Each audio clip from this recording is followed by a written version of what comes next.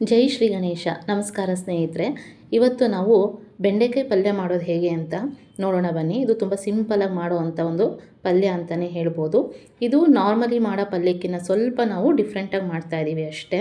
ಇದನ್ನು ಚಪಾತಿಗೆ ನೆಂಚ್ಕೊಳ್ಳೋದ್ರಿಂದ ತುಂಬಾ ಇದು ಕಾಂಬಿನೇಷನ್ ತುಂಬ ಚೆನ್ನಾಗಿರುತ್ತೆ. ಈಗ ಬೆಂಡೆಕಾಯಿ ಪಲ್ಯ ಮಾಡೋದಕ್ಕೆ ಏನೇನು ಬೇಕು ಅಂತ ನೋಡೋಣ ಬನ್ನಿ. ಮೊದಲಿಗೆ ನಾವು ಬೆಂಡೆಕಾಯಿನ ಚೆನ್ನಾಗಿ ತೊಳೆದು ಅದನ್ನು ಒರೆಸಿ ಕಟ್ ಮಾಡಿ ಹುರಿದಿಟ್ಕೊಂಡಿರ್ಬೇಕಾಗತ್ತೆ. ಆಮೇಲೆ ಅದಕ್ಕೆ ಕಾಯಿ ತುರಿ, ಕರಿಬೇವಿನ ಸೊಪ್ಪು, ಈರುಳ್ಳಿ, ಟೊಮೊಟೊ ಹಣ್ಣು ಮತ್ತು ಹುಣಸೆ ಹುಳಿನ ಕಲಸಿಟ್ಕೊಂಡಿದ್ದೀನಿ. ಹುಣಸೆ ಹುಳಿ ಇದು ಮತ್ತು ಸಾಂಬಾರು ಪೌಡ್ರು ತೊಗೊಂಡಿದ್ದೀನಿ. ಬೇಡ ಅನ್ನೋರು ಹಸಿಮೆಣ್ಸಿನ್ಕಾಯಿನ ಹಾಕ್ಕೊಳ್ಬೋದು. ಇದು ಸಾಂಬಾರು ಪೌಡ್ರು. ಇದಿಷ್ಟನ್ನು ಈಗ ನಾವು ಒಗ್ಗರಣೆಗೆ ಹಾಕ್ಕೊಳ್ಳೋಣ. ನೆಕ್ಸ್ಟ್ ಒಂದು ಬಾಣಲಿಗೆ ಎಣ್ಣೆ ಇಟ್ಕೊಂಡು ಎಣ್ಣೆ ಸ್ವಲ್ಪ ಕಾದ ಮೇಲೆ ಅದಕ್ಕೆ ನಾವು ಹಚ್ಚಿಟ್ಕೊಂಡಿರೋ ಅಂಥ ಈರುಳ್ಳಿನ ಹಾಕ್ಕೊಳ್ಬೇಕಾಗತ್ತೆ.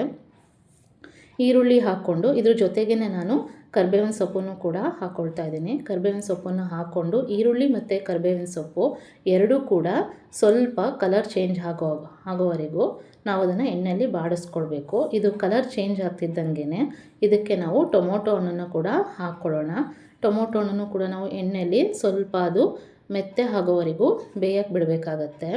ಈ ಬೆಂಡೆಕಾಯಿ ಪಲ್ಯನ ಮಕ್ಕಳಿಗೆ ನಾವು ಮಾಡಿಕೊಡೋದ್ರಿಂದ ನಿಜವಾಗ್ಲೂ ಮೆಮೊರಿ ಪವರ್ ತುಂಬಾ ಇನ್ಕ್ರೀಸ್ ಆಗುತ್ತೆ. ಈ ರೀತಿ ಹಸಿರು ತರಕಾರಿಗಳು, ಸೊಪ್ಪುಗಳ ಪಲ್ಯನ ಮಕ್ಕಳಿಗೆ ನಾವು ಆಗಾಗ ಮಾಡಿಕೊಡ್ತಿರ್ಬೇಕು. ಅದರಿಂದ ಆರೋಗ್ಯಕ್ಕೆ ತುಂಬಾ ಒಳ್ಳೆಯದು. ಈಗ ಈ ಸ್ವಲ್ಪ ಟೊಮೊಟೊ ಹಣ್ಣು ಮೆತ್ತೆ ಆದಮೇಲೆ ನಾವು ಇದಕ್ಕೆ ಹುರಿದಿಟ್ಕೊಂಡಿರುವಂಥ ಬೆಂಡೆಕಾಯಿನೂ ಕೂಡ ಹಾಕಿ ಅದೇ ಎಣ್ಣೆಯಲ್ಲಿ ಹೀಗೆ ಸ್ವಲ್ಪ ಒಂದೆರಡು ಸರಿ ಫ್ರೈ ಮಾಡ್ಕೊಳ್ಬೇಕಾಗತ್ತೆ.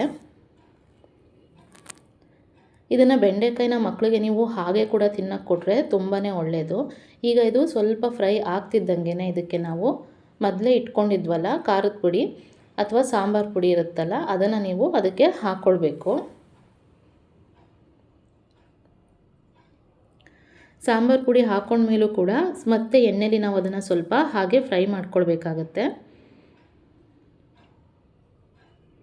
ನೆಕ್ಸ್ಟು ಹುಣಸೆ ಹುಳಿ ಇಟ್ಕೊಂಡಿರ್ತೀವಲ್ಲ ಅದನ್ನು ಕೂಡ ನಾವು ಈಗ ಹಾಕ್ಕೊಂಡು ಅದನ್ನು ನಾವು ಹಾಗೆ ಒಂದೆರಡು ಸರಿ ಹಾಗೆ ಕೈ ಆಡಿಸ್ಕೊಳ್ಬೇಕು.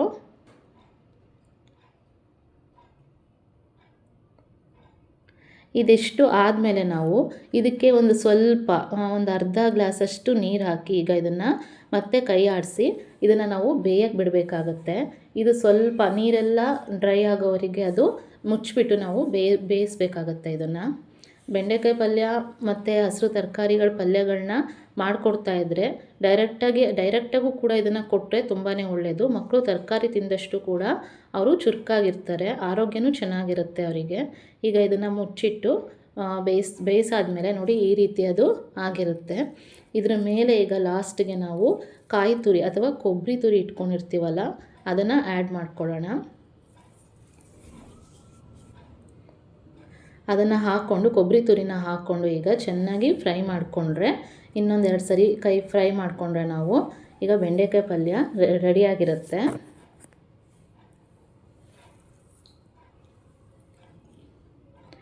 ಈಗ ನೋಡಿ ಇದನ್ನು ಚಪಾತಿಗಾರೋ ತೊಗೊಳ್ಬೋದು ಅಥವಾ ನೀವು ಅನ್ನ ಸಾಂಬಾರು ಜೊತೆ ನೆಂಚ್ಕೊಳ್ಳೋಕ್ಕೂ ಕೂಡ ಇದನ್ನು ಯೂಸ್ ಮಾಡ್ಬೋದು. ಈಗ ರುಚಿಯಾದ ಸ್ವಲ್ಪ ವೆರೈಟಿ ಆಗಿರುವಂಥ ಡಿಫ್ರೆಂಟ್ ಆದಂಥ ಬೆಂಡೆಕಾಯಿ ಪಲ್ಯ ರೆಡಿಯಾಗಿದೆ ಫ್ರೆಂಡ್ಸ್.